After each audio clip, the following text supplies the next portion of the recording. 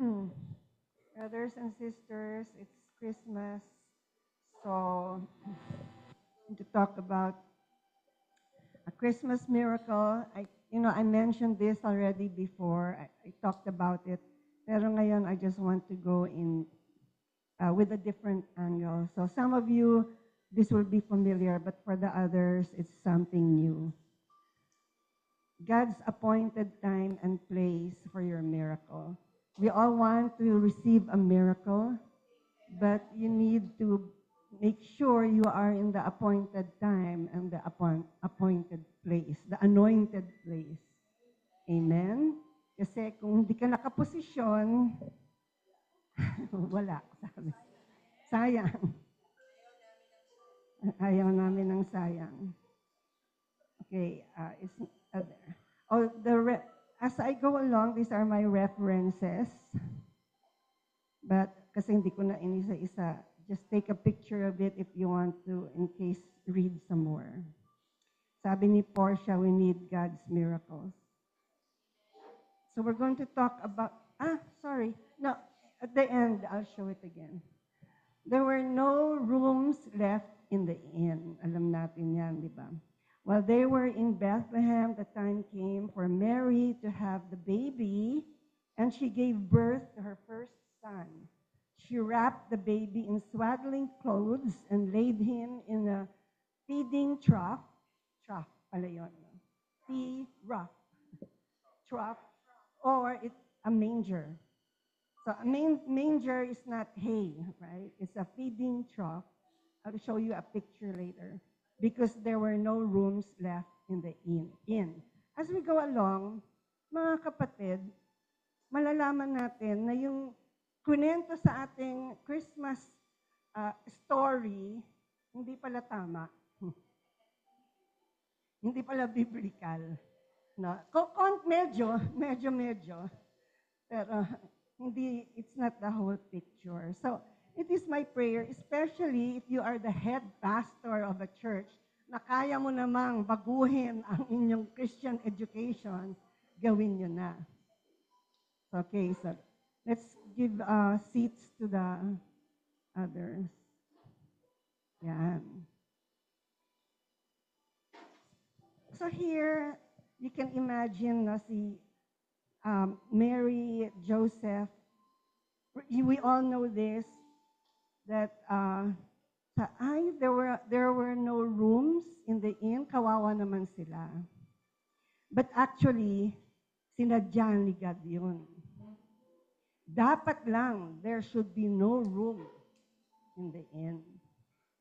Amen? Kasi kung meron, mali na yung goal ng Panginoon. Mali na ang mangyayari. So praise God, there were no rooms left in the inn. So don't make a sentimental story na kawawa naman ang Panginoon, sarado na lahat, nasa sabsaban na lahat. Hindi, sinadya yun.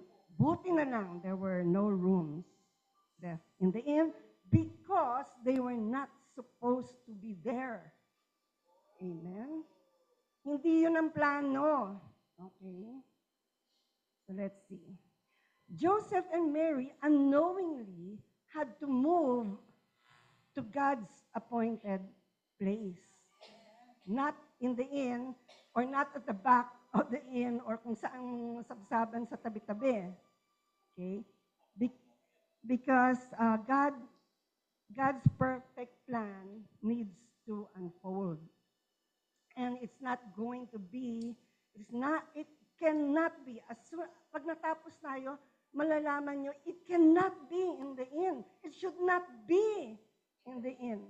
And we praise God, there were no rooms in the inn. Amen? So, there's a miracle in God's appointed time and place. So what we should do, just like Joseph and Mary, not knowing, just show up. If you want a miracle, you better show up in the place where you are supposed to be. Be where you are supposed to be. As a pastor counselor, maraming nagpapa-counsel na naiinis na ako, pastora, either dito sa pamilya, dito sa Pilipinas, o dito sa trabaho, kung saan-saan. But I always tell them, if that is where you are supposed to be, then you show up every day until something happens. Because that's where your miracle will happen. Parang yung kay Joseph and Mary, nananahimik sila. Alam niyo ba kung saan sila nakatira? Sa Nazareth, which is, kumbaga kung Pilipinas, nasa Luzon. Tapos, kailangan magpa-register. Doon sa Mindanao, south, north, south. And nakasakay lang sila sa, camel, donkey. Donkey ba yun? Donkey. Pag camel din. So, biro mo, hassle yun no? They could easily say, anyway, I'm pregnant. But you have to show up. You have to show up where you are supposed to be because something will happen. And that something will not happen in the end. It happened in Migdal Eder, watchtower of the flock. Micah 4 verse 8. And sabi dito, there was a prophecy by Micah.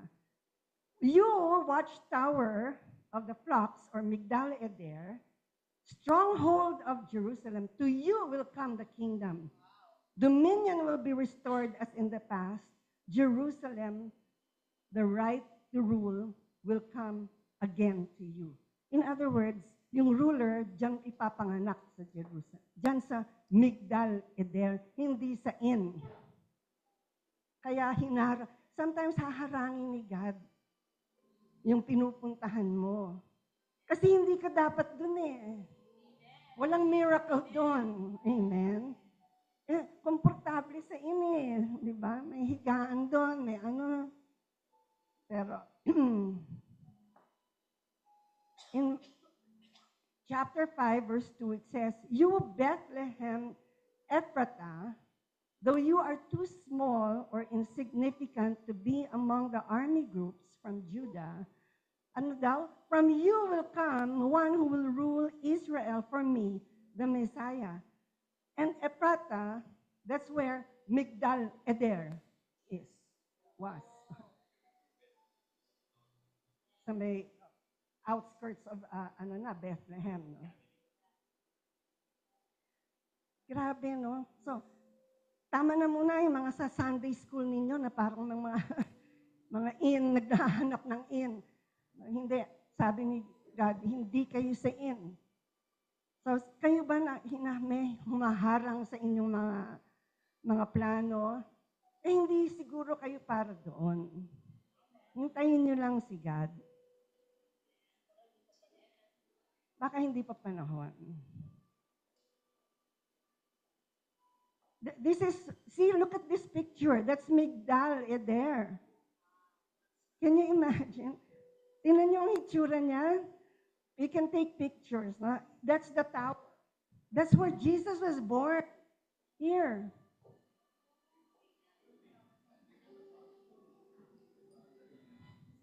And then say, bakit? Bakit dyan? Ano ba yan nandyan?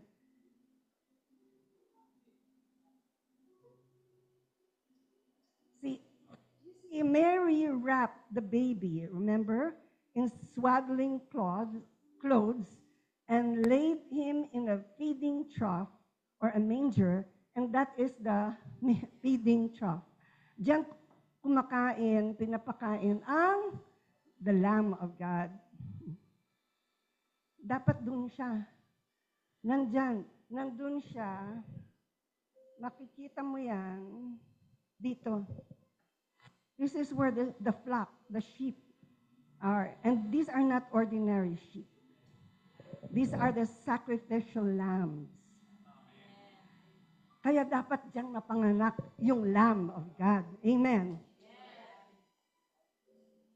Kaya sa Micah pa lang sinabi na mas matatalino sa Old Testament kaysa sa atin, di ba? Kaya every time we read the New Testament, dapat may kalakip na Old Testament so that we will appreciate and understand. Amen? So, Migdal Eder pala, the watchtower of the flock of sheep. So, yan ang kainan, feeding trough, to, or ito. It's made of stone, not pag kayo nagpa-pageant sa inyong church, stone ha, hindi yung kung ano mga... Kaya tuloy, lumalaki yung mga bata, mali-mali yung mga parang comedy lang yung ano sa kanila di ba? Okay, and the lamb is born and put in there and wrapped with swaddling cloths. Alam niyo sa baby yung balot na balot para safe, no? Hindi, walang blemish.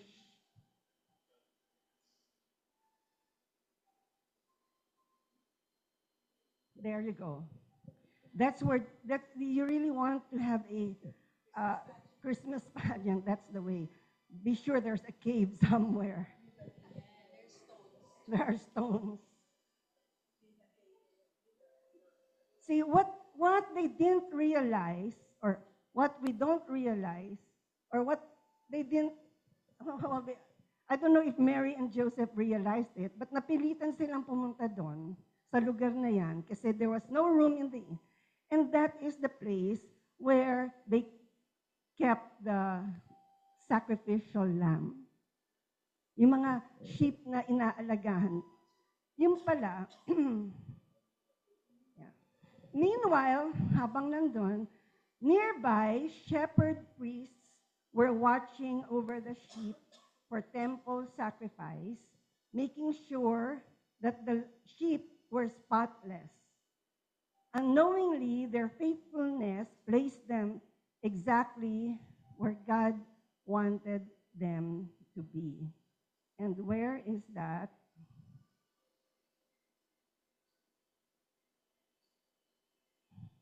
That's exactly somewhere around here. I think I later. Dito, nagbabantay sila ng mga sheep na binabantayan nila, papakainin, dahil yung mga anak nun, yun ang magiging sacrificial lamb. Dapat without blemish. So this Migdal Eder is a tower na pagka may gera, nandun sila sa taas, so that they can see if the enemy is coming. But below, doon ang mga sheep. Pero these are not ordinary sheep because the ordinary sheep are brought out there in the open fields, the pasture. Diyan kayo kakain. Pero ito hindi. Nandito lang para hindi masugatan, hindi maano. No. Special yan.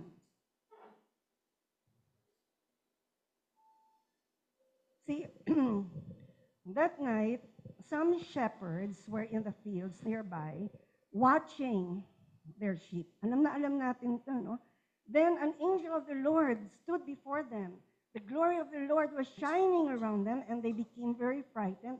But the angel said to them, "Do not be afraid. I'm bringing you good news that will be a great joy to all the people. Today your Savior was born in the town of David. He is Christ the Lord." Okay, first, this is the miracle is this, no? These shepherds had a job to do, and they were where they were supposed to be. Their job was to watch the sheep that will be used para yung mga anak na yon, without blemish, is a sacrifice, a temple for God supposed to be. For the sins of the people. Amen? The Lamb takes away the sins of the people. So, ayun ang trabaho nila. So, they were called actually shepherd priests. So, don't think na, ay, mga poor shepherds. Hindi. They were skilled in what they were doing. They were the experts in examining the sheep without blemish. So, show up where you're supposed to be and stand up, do what you are supposed to do. So, right now, isipin nyo, where are you right now in your life? Well, do what you're supposed to do. Stand up. There's a miracle waiting for you. So, in Luke 2, verse 12, sabi ng angel sa shepherd, this is how you will know that Christ, kasi hindi ba in-announce ng angel that Christ is born? How will you know him? This will be the sign. You will find a baby wrapped in, like the sheep, and lying in a feeding trough. Tapos sabi nila, ito yun, doon tayo sa Eder, nandiyan lang yun, sabi. Ito yung trabaho natin. And meron daw, it's a baby. That's why they knew. They didn't have to ask questions. They knew he was referring to Micah's prophecy that the Messiah will be born, wrapped in swaddling clothes, just like the sheep, and lying in a feeding trough, which is called a manger. So, tayo din ganon. Do what you're supposed to do, just like the shepherd. The shepherd never think that the shepherd were poor, kawawa, or humble, or no, they were experts in what they were doing, and sila lang ang makaka-identify dun sa lamb, kung perfect. Yung sabi, yung baby, yung Messiah na ipapanganak, ma-identify nila, pagtingin nila, what is the sign? Swaddling cloths and feeding trough. Amen?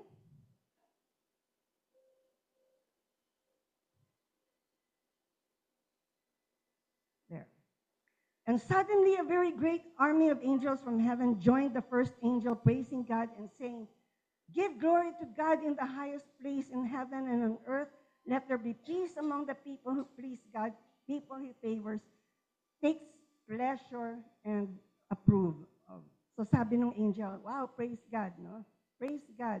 Kayo mga shepherd, kayo yung napili para naku, bless na bless. Hindi, magtrabaho kayo. Yan ang expertise nyo. Gawin nyo. Do what you are supposed to do. Because you are where you are supposed to be.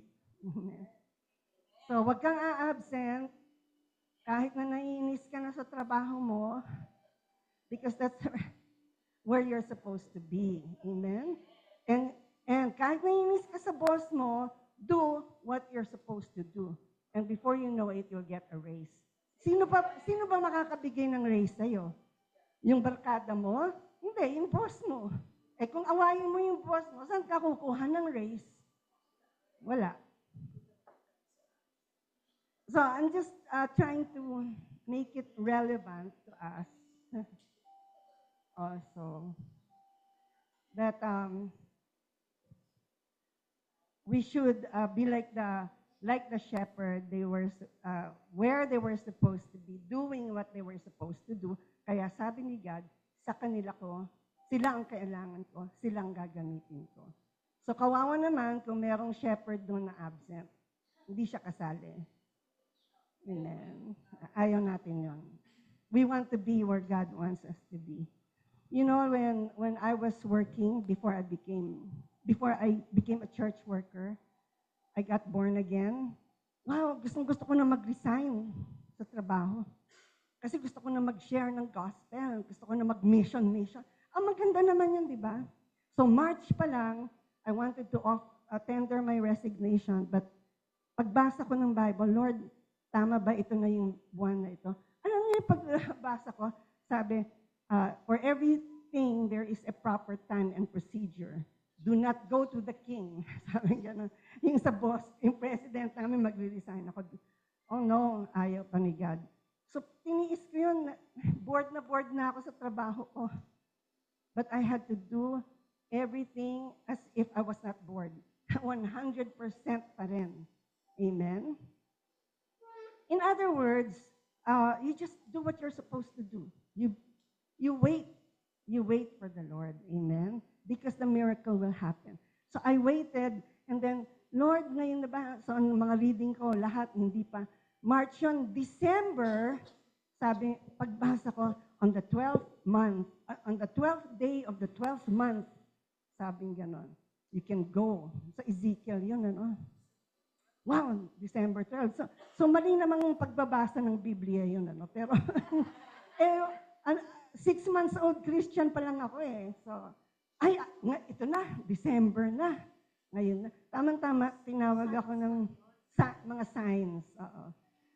Sabi nung boss ko, you know, you have to tell me your 5-year plan, sabi niya, because I'm going to assign you as a director in research in Indonesia.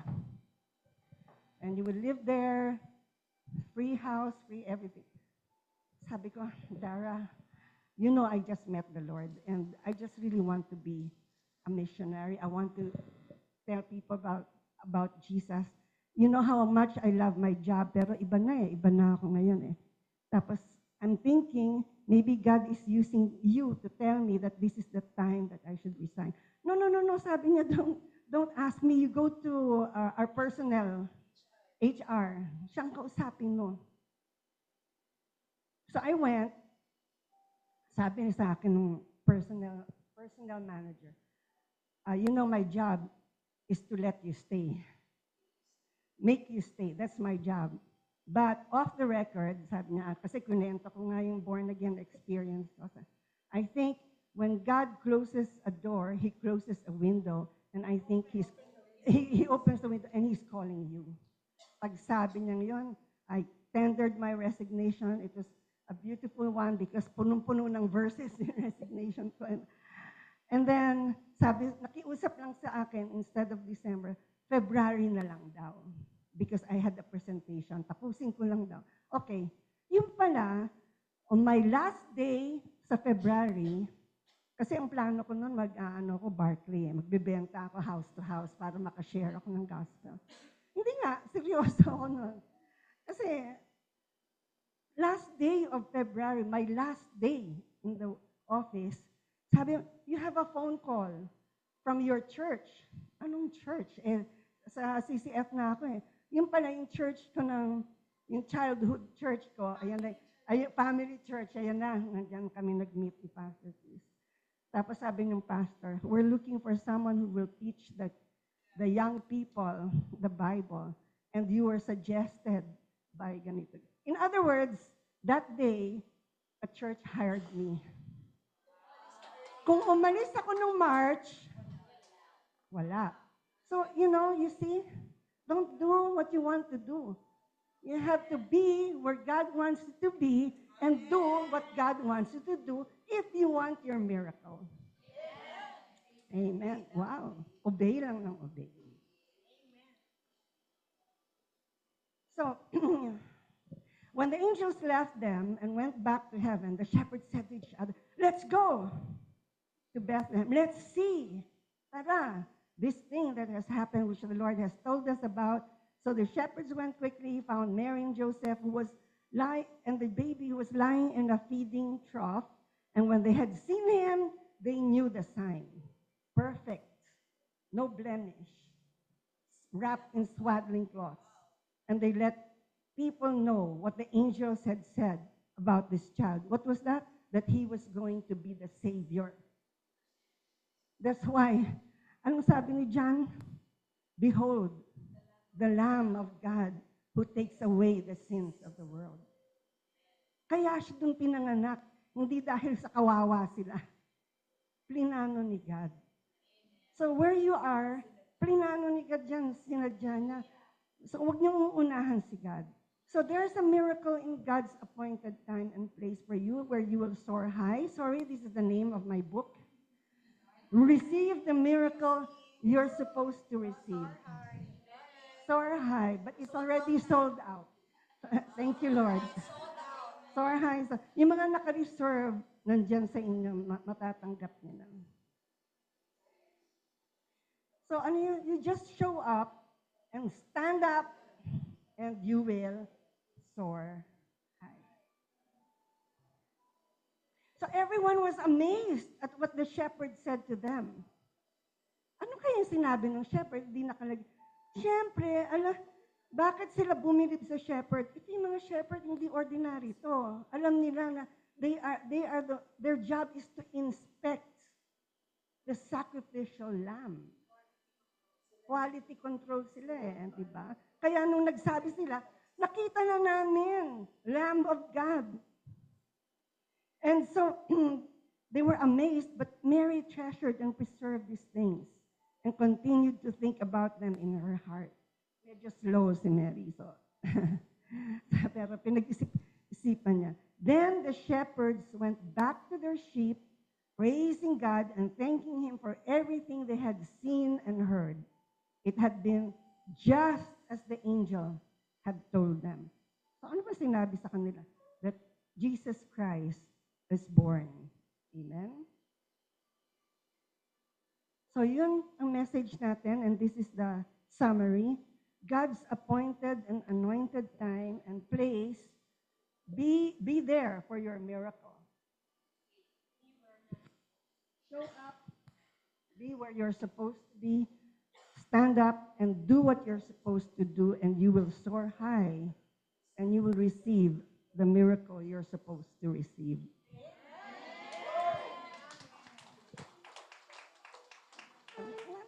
Mabuti naman pumapalakpak kayo kasi ako iniisip ko, ang hirap nito. Mahirap to, di ba? So thank you, Lord. I-bless mo yung mga pumalakpak, yung mga... Kasi ibig sabihin, handang-handa sila to be where they're supposed to be, not where they want to be. See? Not where they want to be. To do what they want, what you want to do, not what they want to do. And the promise is you will receive your miracle. So